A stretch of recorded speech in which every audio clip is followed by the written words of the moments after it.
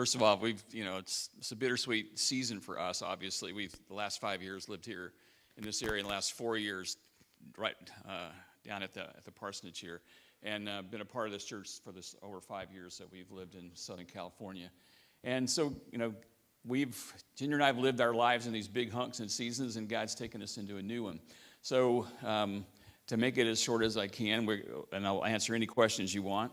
Start with saying that Carrie Wallace has been challenging me to not do this for 3 months.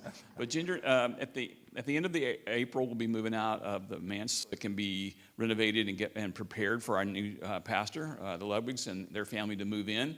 And as we begin to pray about what we're going to do next and look at all the different options, we explored all kinds of things.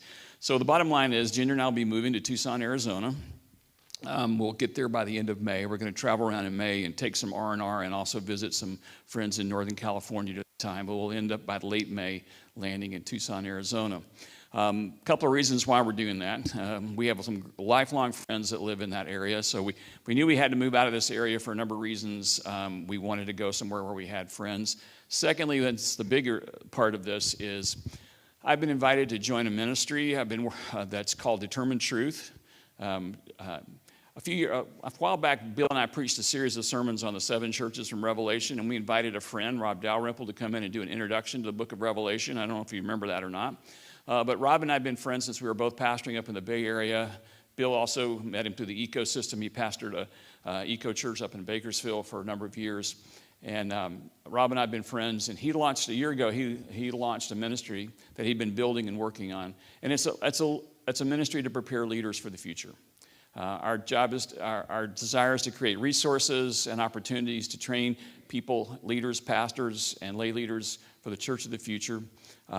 He is a biblical scholar, and he's going to be running point on the biblical studies side of things. And I'm going to come alongside and provide some of my experience as a pastor on the pastoral side. People talking about being a pastor to pastors. That's actually partly what I'm going to be doing going forward.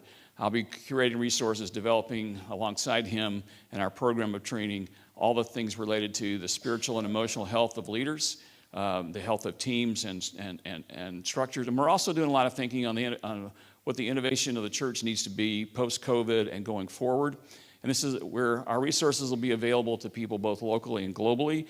Bravo's already training 3 groups of pastors in India, and we're hopefully going to do our first face-to-face meeting with those things in the late fall this year. And so this is a growing ministry that I'll get to be involved in with a good friend.